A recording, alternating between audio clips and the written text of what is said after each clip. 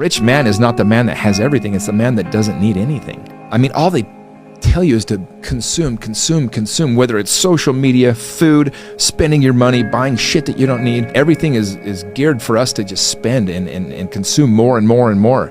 And it's the opposite. The key is not to need more or want more, it's to need less. If you're not happy with what you have, money is only going to magnify your situation. It might make it a little bit more tolerable, but it's not going to make you happier if you're not happy otherwise. What's the definition of a great employee? Someone who can reduce the stress of those around them. And it's the same thing. What's the definition of a great salesperson? Someone who can reduce the stress of their salespeople. And if in looking at your company and looking at your life and looking at your goals, if you're able to go out there and recognize that whether it works or doesn't work, you're putting yourself in a position where you're helping somebody, not convincing somebody, and you're reducing their stress, you're going to be okay. It's going to work out. And that's the confidence that I've built in myself that wasn't necessarily always there. But I learned that if I try to help, if I reduce people's stress, good things can happen. Since you're so, I'm too good to do this, I'm cool, I know you fucking made it, you got the cool car. Well, your teams don't have cool cars yet. Your team don't have badass houses yet. Your team can't retire yet. You're not a fucking leader. You're a piece of shit. See, I promise you, one of the reasons people who are richer than you is because they value time more than you do.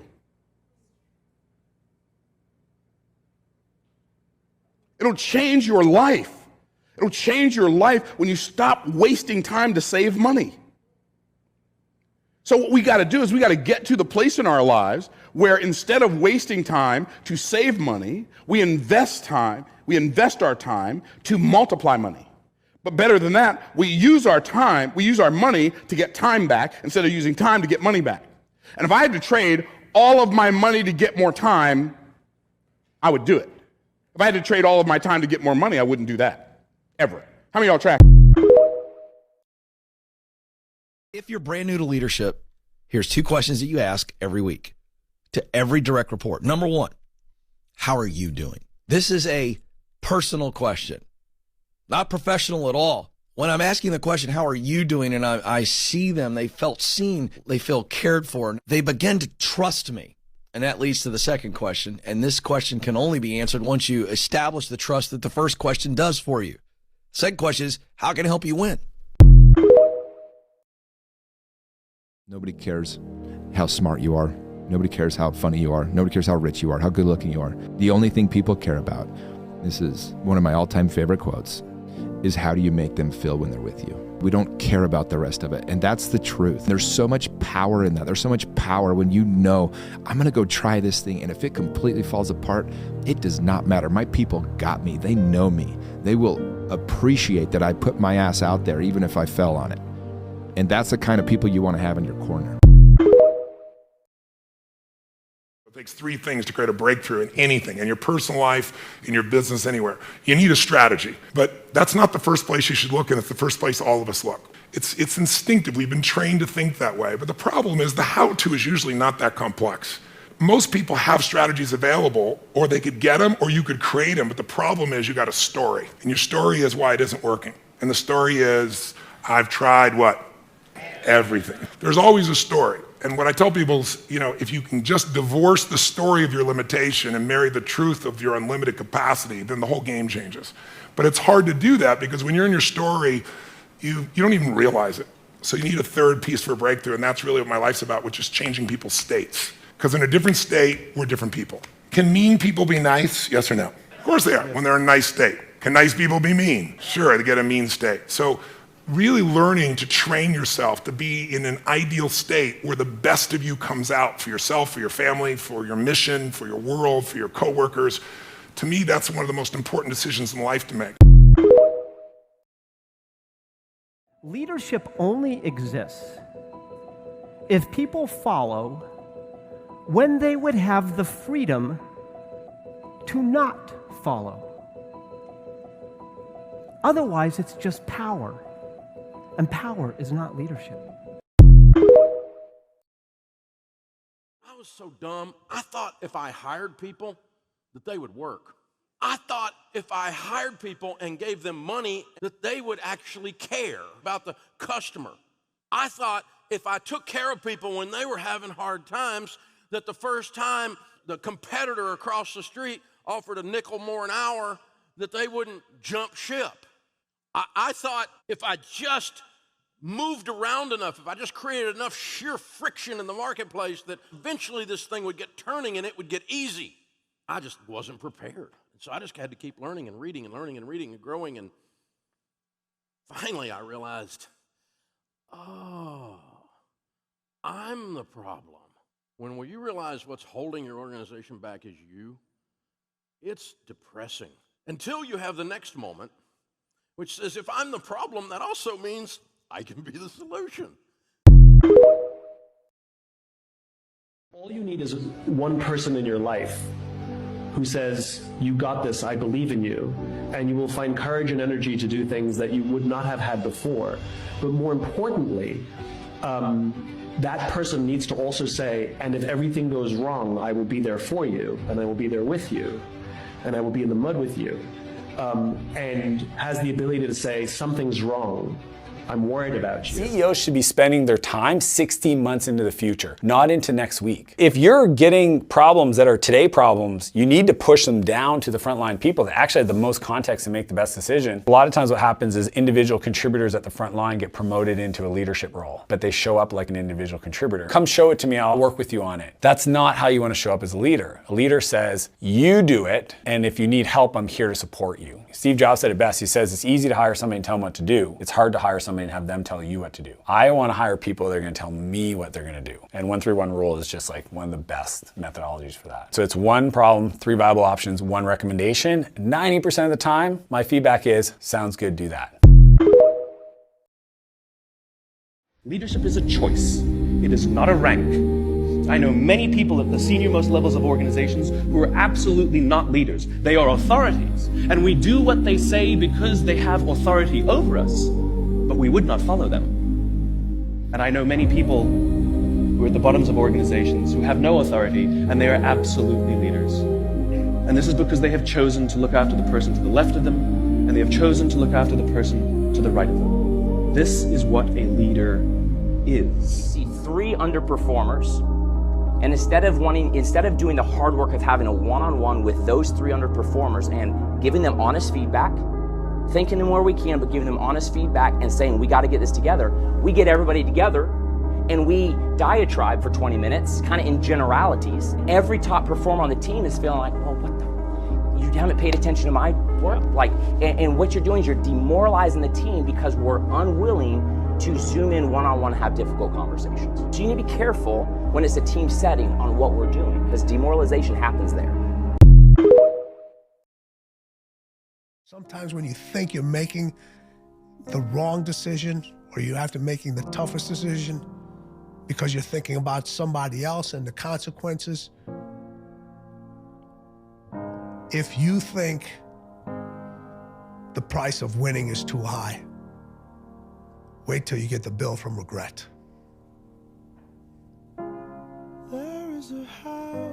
And that bill from regret is generational. And there's a lot of people listening to this that bill has been passed on from generation to generation, and you are holding that bill right now. And somebody in one of your generations has to pay that bill off in order for the generation to move on. And the only way that bill gets paid off is you got to be willing to make the hardest decisions. Instead of saying to children, don't eat on the couch, we're supposed to say, eat at the table. Pilots know this. It is well known in the pilot community that when you tell a pilot, don't hit the obstacle, they'll hit the obstacle. Because what they're doing is focusing on the obstacle. It's the same thing for you. If you focus on the obstacles, all you will see is obstacles. It's your choice how you choose to perceive your own career. It's literally perspective.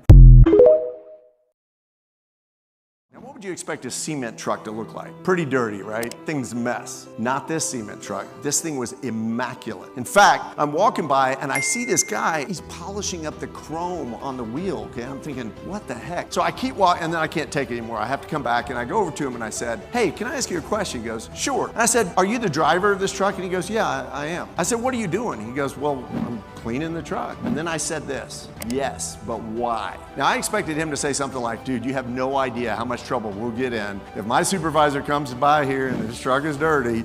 I mean, they just hound us, you know, or, hey man, I'm trying to earn out my bonus. If we don't keep the truck clean, we don't get the bonus. Instead, he looks at me with just this look on his face. He's like, well, you got to take pride in your work, right? And I thought, here's a company that has built such an owner mindset and a mentality that they're paying attention to the chrome on a cement truck. Do you think that impacts every area of that company's business? Absolutely.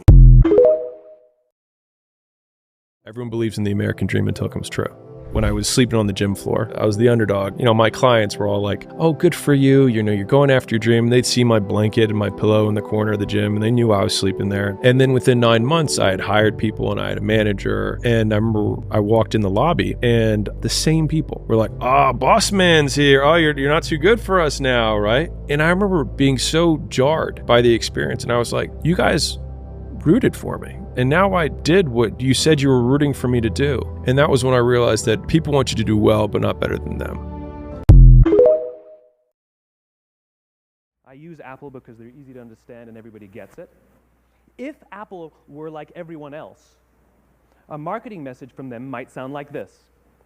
We make great computers. They're beautifully designed, simple to use, and user-friendly. Want to buy one? Meh. And that's how most of us communicate. That's how most marketing is done, that's how most sales is done, and that's how most of us communicate interpersonally. We say what we do, we say how we're different or how we're better, and we expect some sort of behavior, a purchase, a vote, something like that. Here's our new law firm. We have the best lawyers with the biggest clients. We have, we always perform for our clients, do business with us. Here's our new car. It gets great gas mileage. It has, leather seats. Buy our car. But it's uninspiring. Here's how Apple actually communicates.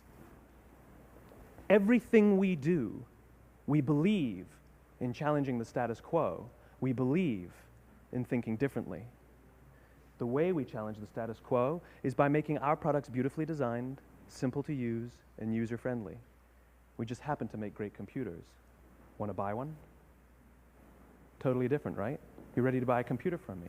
All I did was reverse the order of the information. People don't buy what you do, people buy why you do it. People don't buy what you do, they buy why you do it. This explains why every single person in this room is perfectly comfortable buying a computer from Apple. But we're also perfectly comfortable buying an MP3 player from Apple, or a phone from Apple, or a DVR from Apple.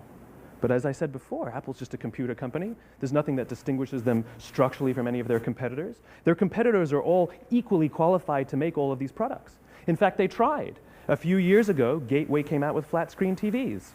They're eminently qualified to make flat screen TVs. They've been making flat screen monitors for years.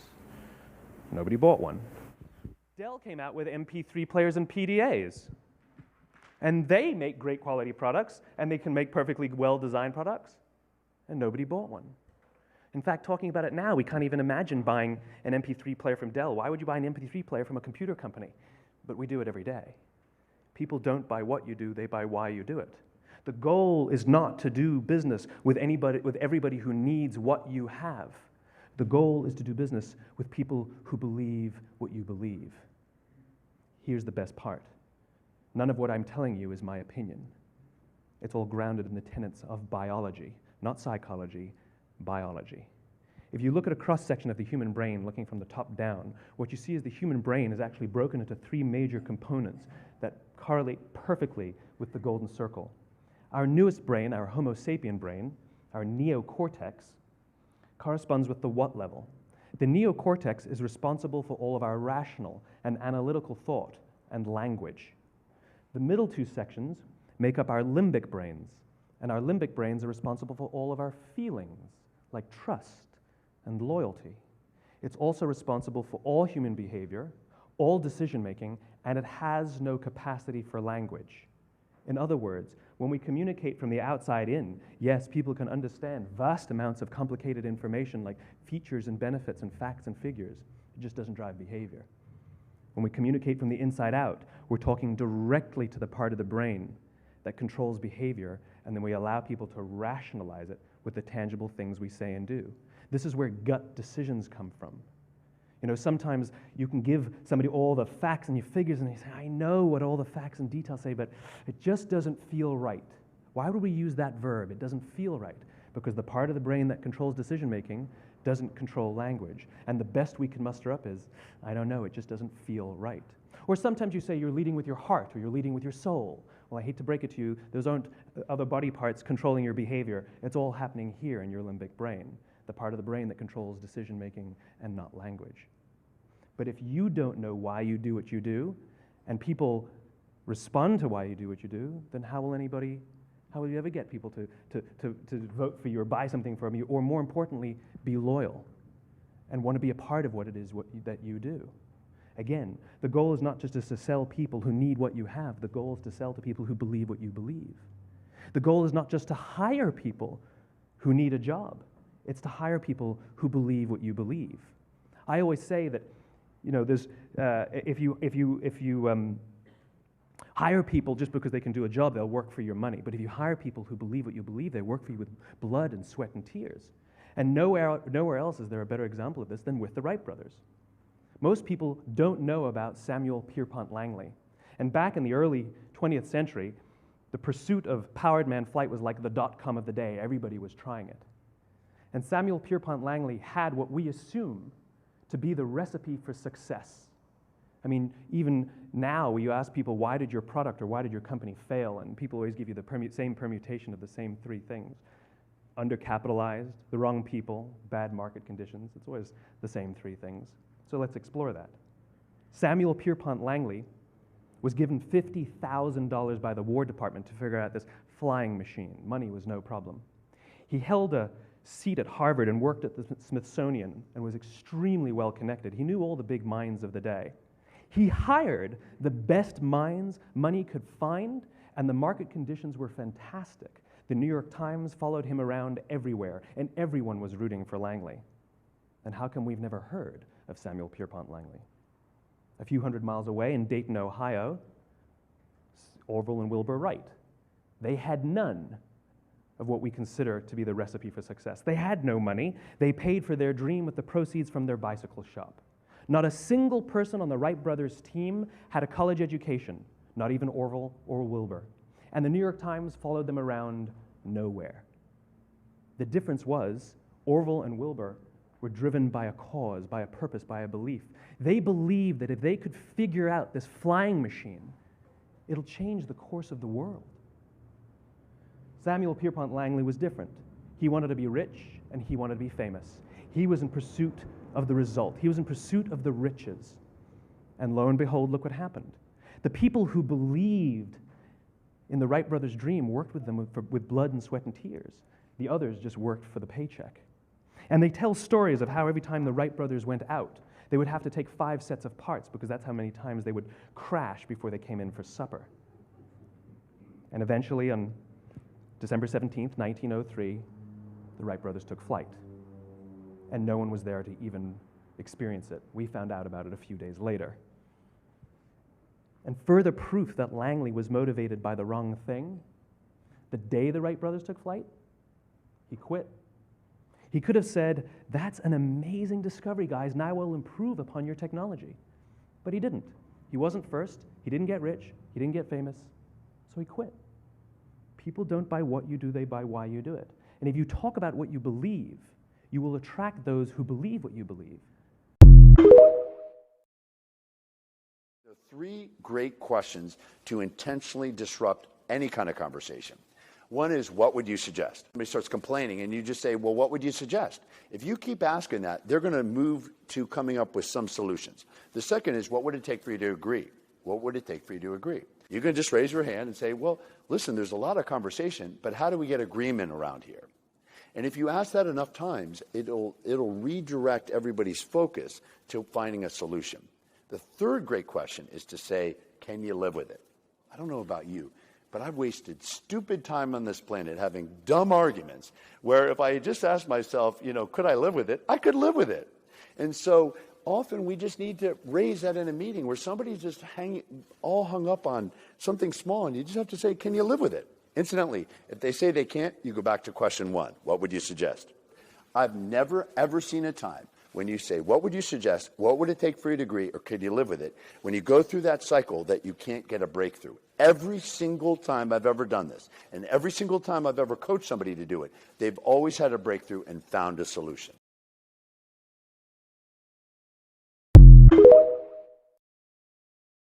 So in this study, which included over 100 children, they either got the intelligence type feedback or the effort type feedback. First of all, the kids that got the intelligence-based feedback, when they were then later offered problem sets that were either challenging or were of the sort that they knew they could perform well on, they tended to select problems that they knew they could perform well on. These were what were referred to as performance goals. In other words, they picked problems that allowed them to continue to get the praise that they had received previously about being smart or talented. Whereas the kids that got feedback about their strong effort, when later presented with problems that were either easy or hard, more often than not, they picked the harder problems that stood to teach them more. So that's striking. It says that if you tell a kid that they're smart or talented, and that's the reason why they perform well, when they encounter challenges, they are likely to go with the least amount of challenge so that they can continue to receive that praise or feedback. Whereas if you receive praise and feedback for your strong effort, then later you tend to pick environments, problem sets, etc., that allow you to exert the very effort that got you the praise in the first place.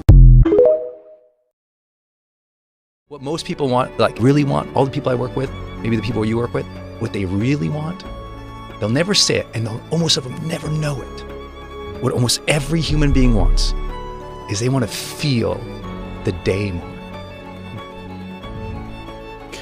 They got all these activities, they're blazing through. Get the kids to school, get this off to there, get that done, answer that email, get this project done. And even if they're moving towards things they find meaningful and they're awesome, but if they don't feel it, if they're literally not present, they're not mindful enough to sense it, to appreciate, to feel grateful, to feel the joy, to feel the ups, to feel the downs, to feel the miseries, to feel the wins.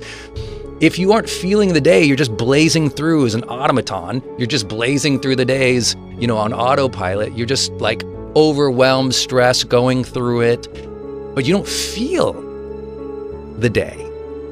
I can't get you to be happy. So the gateway to all of happiness is always presence. Learn to be more present. There's a process which has made more people rich than any other single process of goal achieving. And it's to take your major goal and structure it as a question. If your goal is to earn $100,000 a year, then you write, how can I earn $100,000 in the next 12 months? That's an open-ended question, not how can I earn it at my job or doing a specific thing, just an open-ended question, how can I earn the amount of money? And then you discipline yourself to write 20 answers to the question. And the 20 answers are all the different things that you could think of to earn $100,000. Work longer, work harder, upgrade my skills, get a new job, take a part-time opportunity. Whatever it happens to be, write down everything you could think of, but force yourself to write at least 20 answers to the question. The 20 question method, called mindstorming, forces you to dig deep, deep into your mind where you will find all your answers. The number one, absolutely most important rule I can share with you when things get crazy is stay calm. Think. Just like when you're in a fight, it's the calmest fighter that usually wins. Whenever it gets crazy and chaotic in your life, my number one rule is to stay calm. You're welcome. Study that was done recently, 98% of senior executives said they would not promote a messy person. They would not give a messy person greater responsibilities. That if you are messy, no matter how much you kid yourself, everybody around you concludes that you are inefficient, undependable, unreliable, and incompetent. And even if you do the job well, they think it's just an accident. So be neat. Stand back from your desk. and look at it and say, what kind of a person would work at a desk like this? Stand back and look at your car. Say, what kind of a person drives a car like this? Look at your workplace, your briefcase. Look at your home and say, what kind of a person lives here or works here? And you'll find that what will come to you is messy, inefficient, incompetent, disorganized, and so on. Neatness is critical to time management. Most common thing that people do wrong in estimating, and that is underestimating how long it's going to take you to do it, not the production hours. They don't usually get the production hours wrong. It's the non-productive hours that they get wrong. So a lot of us will factor a job based on what I call 100% effectiveness. There's a piggyback on this, and that is we bid the job how we would do it, not so much how our team is capable of doing it. And I don't care how good your team is, no one's going to work as hard as you because they don't own the business, and you just need to accept that as reality. Nobody's going to work or care as much as you do because they don't own the business. There may be an exception out there, but it's very far and few in between. The chokehold on the growth of your business is always you. It's always your psychology and your skills. And I found it's 80% psychology and 20% skills. I'm a strategist. I know the right strategy can save you a decade of time. So I'm totally into that. But I also know I can teach you all the best strategies. But if you've got limiting beliefs, if you're overwhelmed, if you're stressed out, if you're saying, I don't know what to do, you're not gonna execute it. Anyone can become a pilot and fly a plane when the weather's good. But you have to have a special certification called IFR to read when there's bad weather or fog. You can't see anything, so you gotta be able to read those gauges. Most entrepreneurs don't know how to read their gauges. They know how to do it well when the sun's out, which is why in 10 years, 96% of them are gone, 4% make it. And make it doesn't mean that they make any money, it just means they're still standing. So learning how to manage the financial intelligence of your business, learning marketing, learning how to recruit, learning how to train is a skill side, but you need the psychology and the skills together to execute. One of the marks of superior entrepreneurs is that they're intensely solution-oriented. Is whenever something goes wrong, they immediately go calm and they say, all right, what's the solution? What's our next action? What mediocre people do is they say, who did it and who's to blame? How did this happen? They go on a witch hunt. And of course, that makes them become angry and frustrated. But superior executives, when something goes wrong, problem with a customer, problem with money, problem with bills, problem with product delivery or defects, they say, okay, all right, how do we solve this? What's the solution? Now, here's a wonderful thing, is your success in life will be determined by your ability to solve problems. Rule number one is never charge for your time. You don't charge for your time, you charge for an outcome. Oftentimes when we hire professionals, the plumber, I don't know if you've heard this analogy, but the plumber comes over and you have an issue and nobody else could figure it out, and the 2 or 3 other plumbers came first, and finally the 4th plumber comes in your house. He kind of goes around within 3 minutes, he taps here, he clicks this, he does this, and all of a sudden he tightens a bolt and all of a sudden the plumbing's fixed. And he gives you an invoice for $5,000, but he was only there for 6 minutes. Well, you didn't pay him for the 6 minutes. You paid him for the 25 years experience for him to understand exactly how to troubleshoot, diagnose, and prescribe and fix the problem. Only have 3 resources that matter. There's time, energy, and money. That's it. Every other resource boils down to one of those 3 resources: time, energy, and money. For you to accomplish anything, it takes a certain balance of time, energy, and money. So when it comes time for you or I to live our public life, we go to a restaurant, we go to I was just at MegaCon, a big comic book conference, right? I was there with my kids and my wife. It takes a certain amount of money to buy the ticket, money to invest in the hotel room and everything else. It takes a certain amount of energy to put up with all those people and the lines and your kids going crazy for MegaCon. So there's a certain amount of energy that goes into it. And then of course there's a time element. When you meet with somebody, you have to understand how those 3 resources are being used at any given time. So if you meet somebody at the beginning of the day, they're most likely fully resourced. You meet somebody at the end of the day, the gas tanks are at different levels. Energy might be lower, time is probably running on empty. So you have to understand how people's resources are different. The more a person's resources are depleted, the closer they get to their true Myers-Briggs personality. When they're fully resourced, they can fake it. They can act extroverted. They can take extra time to think something through. They can be non-judgmental. But when they're tapped, when the end of the day comes and they're fried, that's when you see who they really are.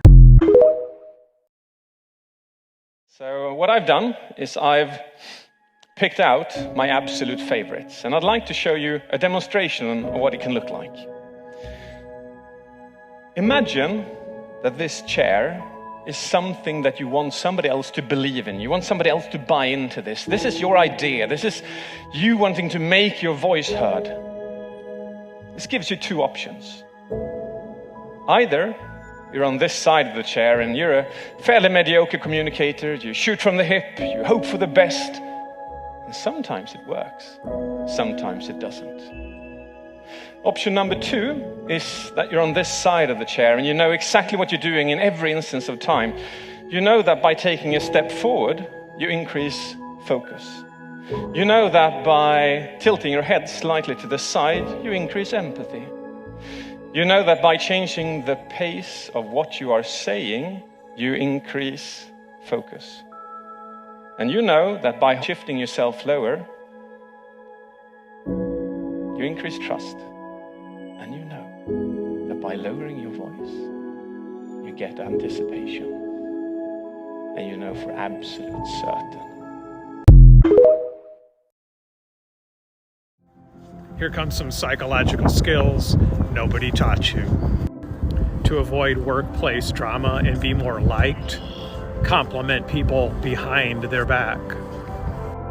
Thank somebody for a trait you want them to have more of. Physical contact makes people more likely to say yes.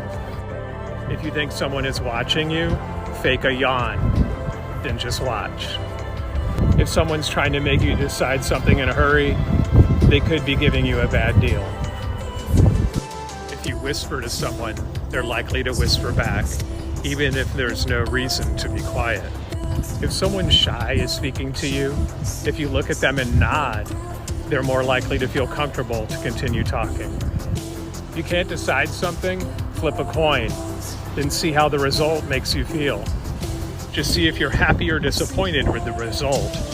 Choose the happy one. If you like hearing these, just go to your favorite podcast platform and look up Joe Drummer Boy.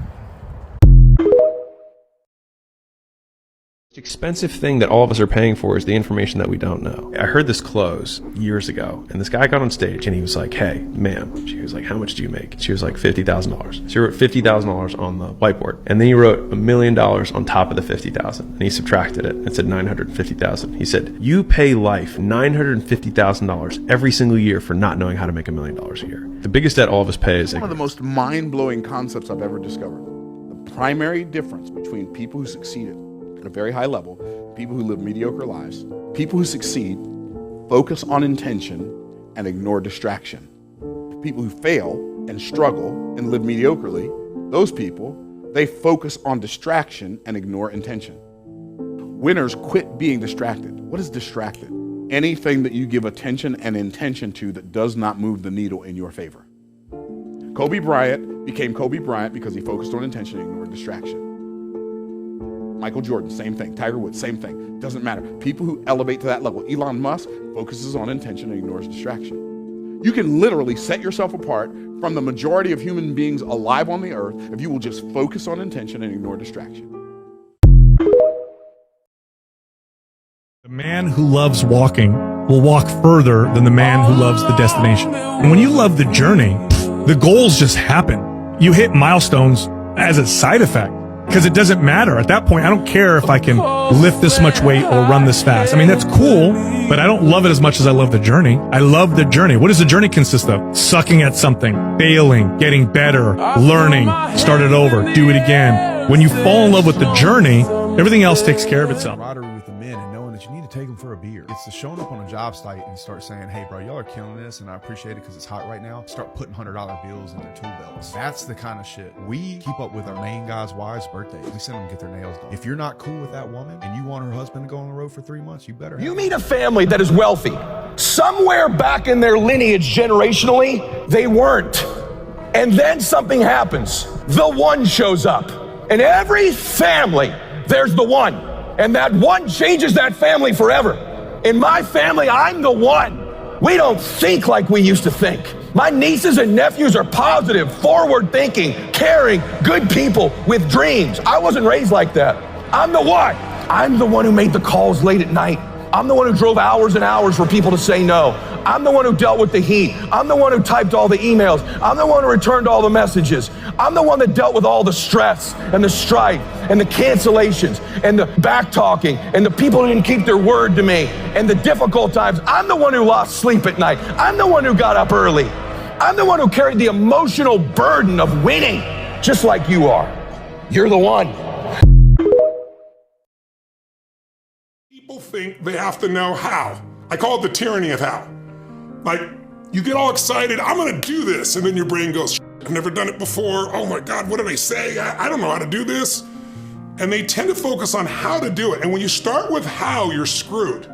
But if you know what you want and you get a big enough why, now you'll figure out how to do it. But if you start with how, you know, the small brain, the fear brain, goes, oh shit, I don't know what to do, I don't know where to go. I don't know what to do 90% of the time either. I know what and why, and then I try something, doesn't work, I try something else, and I do something else. Now I speed it up by learning from the best.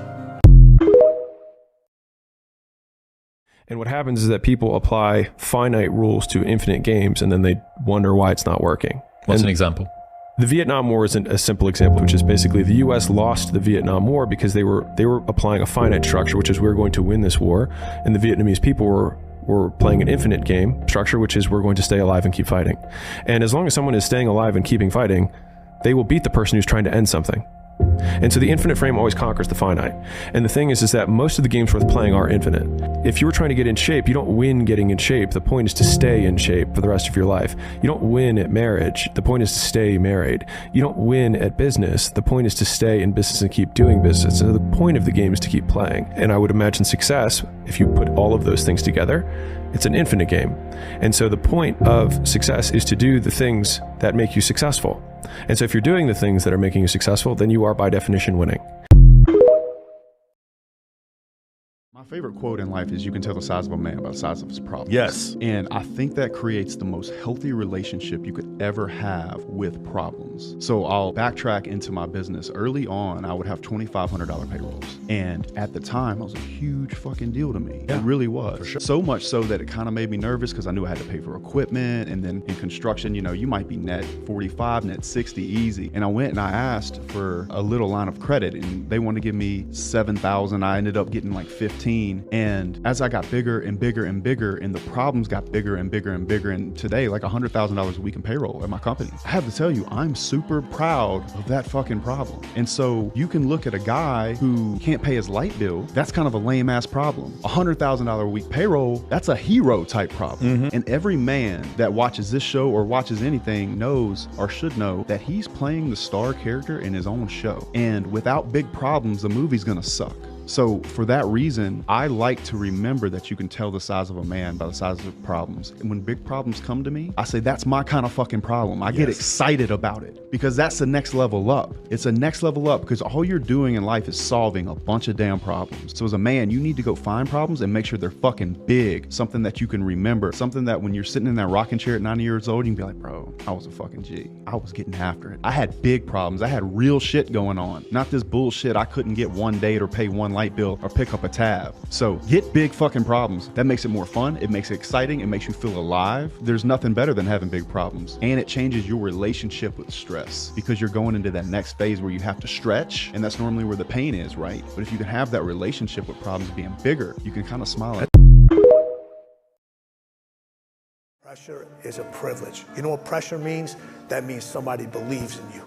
Do you believe in yourself? They can't believe more in you than you believe in yourself. They can't want it more for you than you want it for yourself. Their obligation can't be greater than your obligation to yourself. Pressure defines who you are and who you're not. But you know what pressure does? It defines who you can become.